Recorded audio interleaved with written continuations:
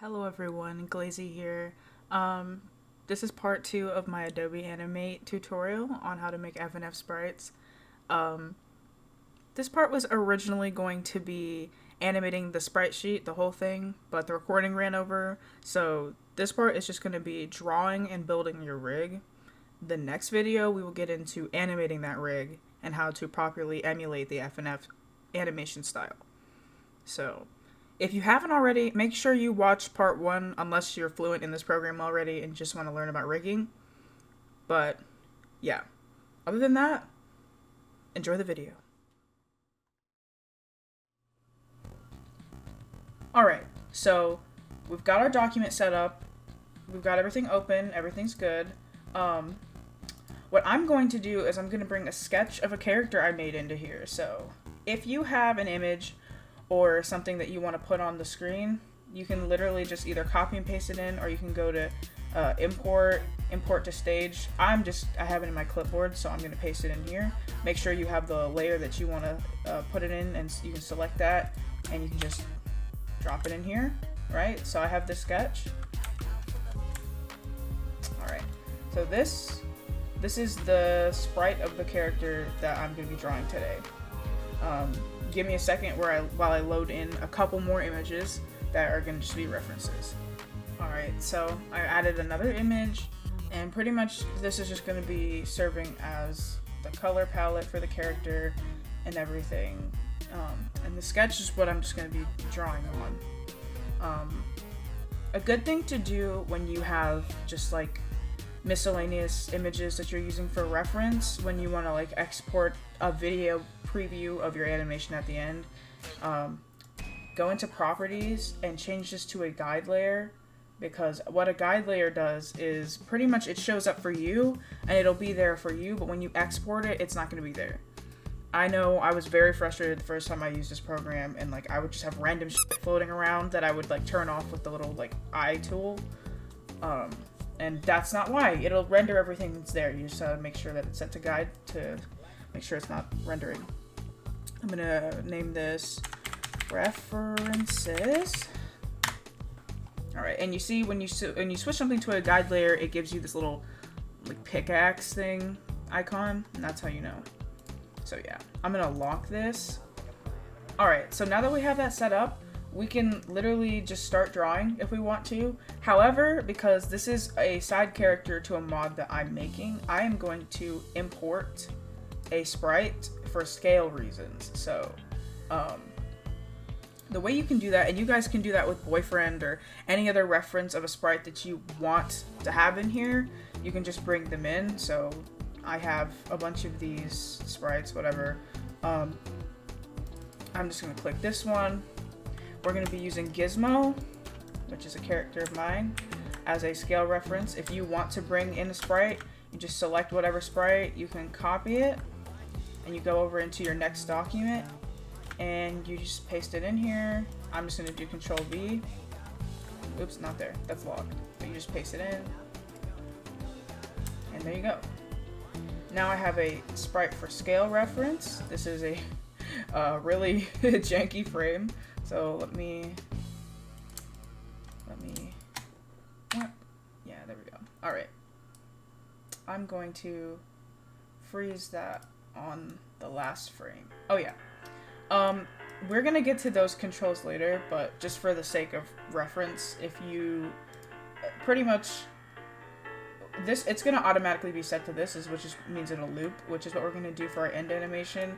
But when you're actually drawing parts for your puppet, you're going to want to make sure they're all set to this, place single frame, and you're going to want to hit this frame picker option, and it will show all the frames in your animation, and you're going to want to set it to whichever one that you want it to rest on, just in case you want to add more drawings to assemble.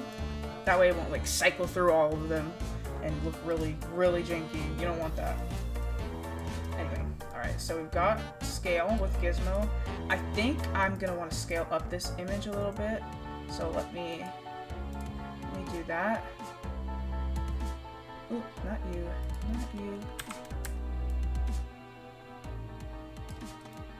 Yeah. That looks about right. Alright, so we've got Gizmo here. Gizmo. Do the same thing we did before, setting that as a guide. And before I lock this machine, yeah, alright. Okay, so we've got scale reference if you need that, and we have our sprite. Perfect. Good. Great start. Now, when I want to make rigs, I want to make them as organized as possible, and I honestly think that if you're new to this, you should practice this just in case you decide to work with other people, because it is very frustrating when you receive somebody's flash file and it's like all over the place and you can't tell what's going on, and it's a problem. So I like to create a folder, which you just hit this little folder button, name it whatever your rig is going to be called. This character's name is Vinny. So I have a folder for Vinny. And pretty much from here on out, what we're going to be doing, or what I'm going to be doing, is I'm going to be drawing each part of Vinny. So, yeah. It's going to be a time lapse of me doing this, but for the first couple of things, I'll probably like just draw in silence and then speak up when I think there's something that you guys need to know. But for the rest of this recording, it's pretty much just going to be me, time lapse of me drawing these things. And then, yeah. So, you want to learn how to make these sprites? Just keep watching.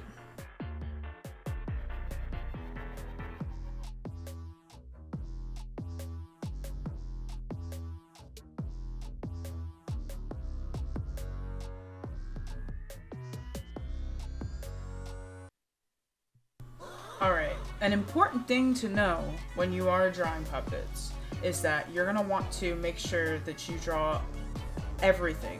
And what I mean by that is that you see how there's an ear here in this sketch? I'm not going to leave this like not colored in because there's going to be something going over it. Because all the parts are going to be moving, there's going to be times where if I did not draw everything here, it will break and peek out and it'll look really weird. So what we're gonna do is we're gonna completely close the head as if this was just how it's always supposed to look. That way, when the parts do start to move, it looks seamless and normal. But yeah.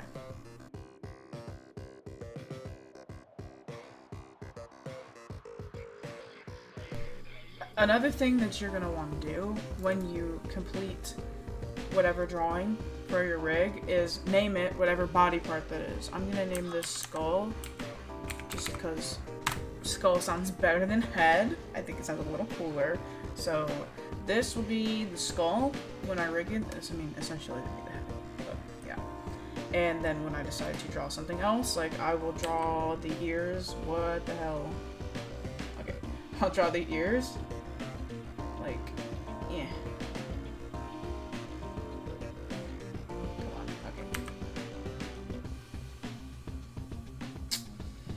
Ooh, wow, this is going to be annoying. These tangents are going to be annoying. I should have thought that through when I sketched this. Anyway, so we've got an ear drawn for Vinny. So I'm just going to name this ear, and because it's on the right, I'm going to put R by it. Yeah. So yeah. That way it keeps everything nice and organized on the timeline, and once you convert everything to symbols, you can match them up with the names that you already gave them on the layers. So yeah.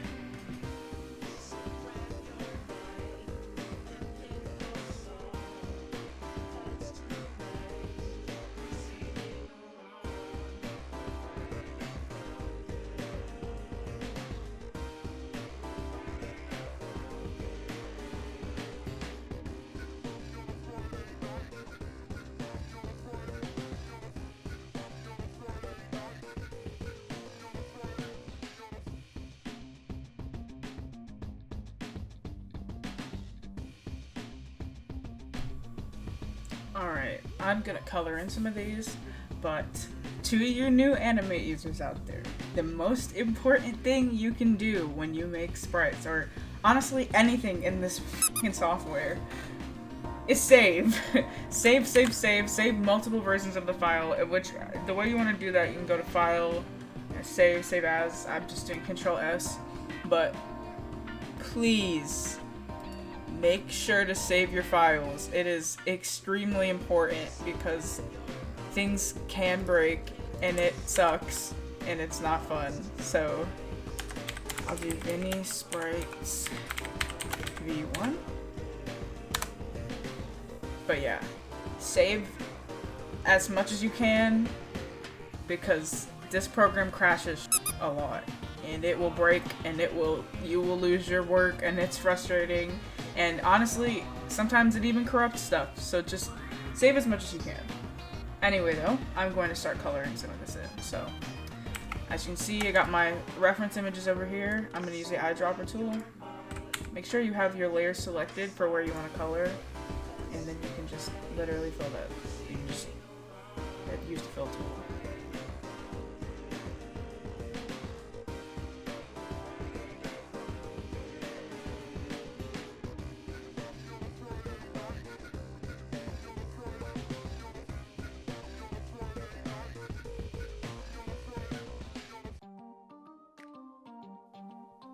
Alright, so since I have drawn everything for the head and all those assets, I want to draw the body.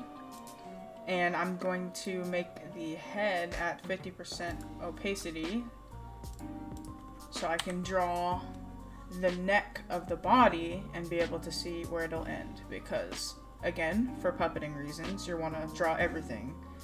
Every part of the body, even if you don't see it, needs to be there. Just remember that.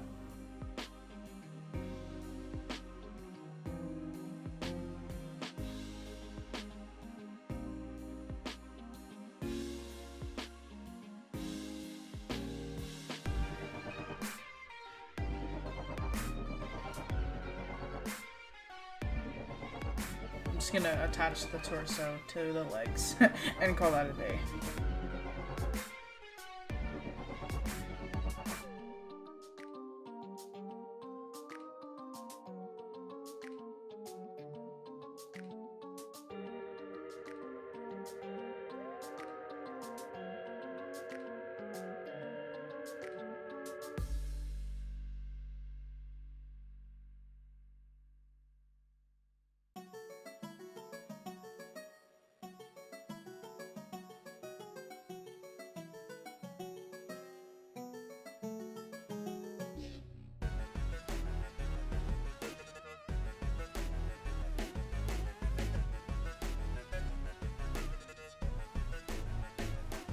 A great way to clean up messy lines or just reduce the amount of jankiness within a drawing is to select everything, go up to Modify, go to Shape, and click Optimize. Optimize pretty much, because this is a vector-based program, everything is stored, all your strokes are stored in a set of values, so pretty much it just reduces that and makes it cleaner, or, well, optimized, so yeah.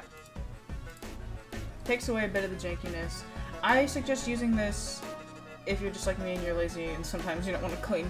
But also if you're going to use the asset warp tool, you're going to want to use that because it will break if your drawing is not optimized to the best it can be.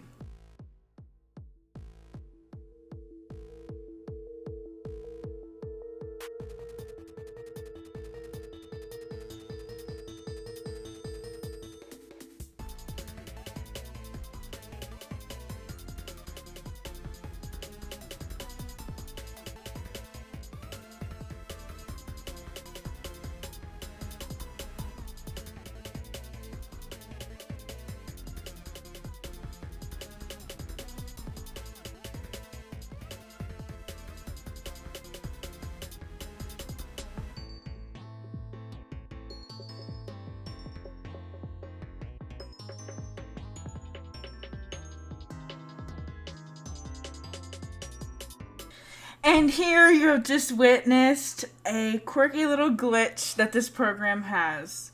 Luckily, I know that this happens, so I hit save right as this was occurring. But because of this, I have to restart the program. So We'll be right back. And that, ladies and gentlemen, is why you save frequently. Because that is just one of several glitches that this program does that can disrupt workflow to an end, because it's extremely frustrating, and people who are unfamiliar with the program will be like, why is my screen black? And you know what? I couldn't tell you, but just make sure you save, okay?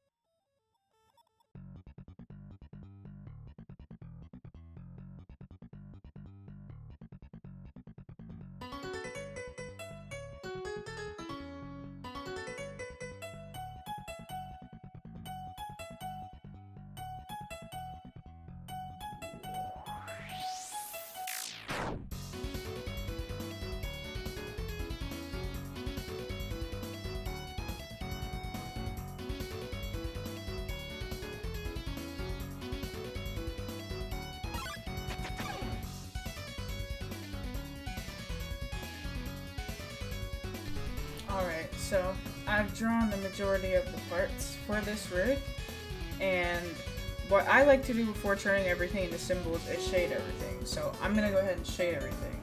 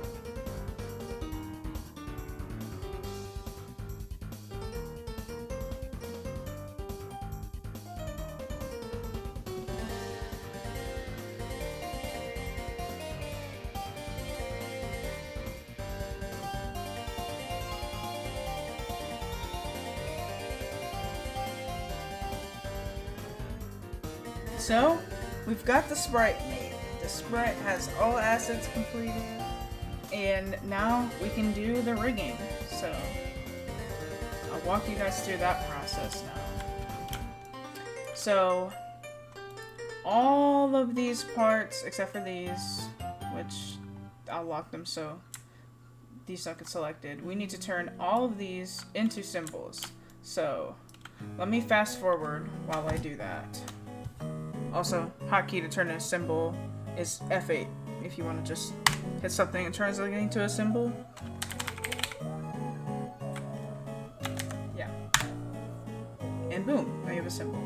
And I'd say just because when you actually go to make other sprites, you don't want like your other frames of animation to loop.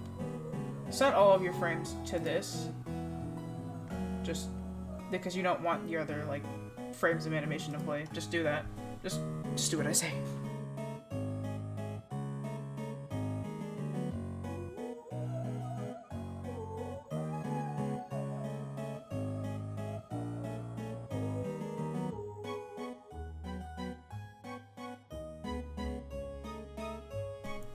Alright, so everything is now turned into a symbol. And when you have everything turned into a symbol, you can layer parent and begin rigging your puppet. So I'm going to do that now. So I know I demonstrated it a little bit in my last video, but I'm just gonna kind of walk you guys through it again. So if I want these eyes to be on the head, and remember you have your like little pivot tool where you want them to kind of just be like, this is where you want them to be able to pivot from. Move that to wherever the center of the face is, and you just drag whatever color box you have for that layer to the head, and bam, now it's there. Same thing for the mouth. Oh, that's not what I meant to do. Make sure that that's centered or whatever, wherever you want that to be, and put that there. Same process with these ears. Put that there. And there. And now we have a head that's parented together. See that? It's great. Now we're gonna do the body, which is a little more complex. Anyway, you also can parent your head, your skull. You can parent that to the body. Just that way you don't forget. So already our node tree is looking pretty spicy. Alright, so parenting things to the body. Let's do them arm first. The arms first. So this arm. Actually, let me get rid of this instrument real quick. Make sure that's up somewhere here. Alright, and then this forearm piece, move that there. We need to be able to get these to move the way we want them to. We need to parent this forearm to the arm. So take your forearm and parent that to your arm, and then take the arm and parent that to the body. And now if you move it, it'll move together like this, you know? There you go. It's a little janky, but that's okay. Jacket. The jacket should also be parented to the body. I'll put the pivot point up there. And where's the other piece of the jacket? Oh, wait a minute. This jacket is up there. This. Alright. So this can get parented to the body, and the other piece can be parented to the body. And back this keytar.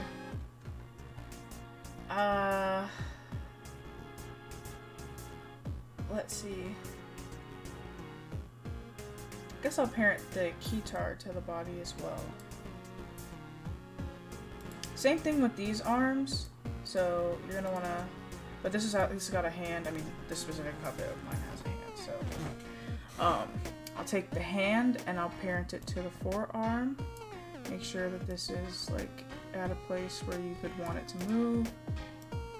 Make sure you're adjusting all your pivot points. And this forearm can be parented to the arm, and then this arm, just move this pivot point a little bit more here. And this arm can be parented to the body. Let's see, we got the tail. Tail can also be parented to the body. And then the body can be parented to the shoes. And the shoes.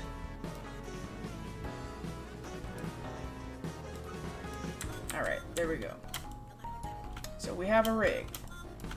And this is what we're going to be using to make everything squash and stretch. And I don't know where I want to put that scoop point.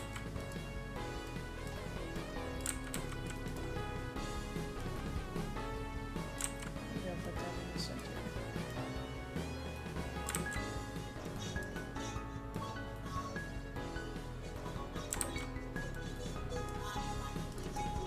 Oops.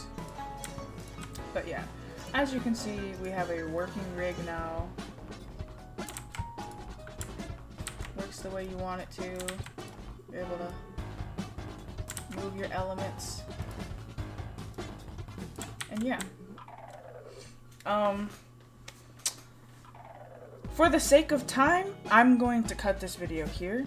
And I guess I will upload the next part of the video, which will be animating everything. But for rig building and creating this, there you go. This is that video. I hope that you learned something here. Sorry for not being able to get to the sprite sheet stuff, but that will be in the next video, which I'll just record right after this, so that'll go up soon. Anyway, thank you guys for watching. That's all I have for today. See ya.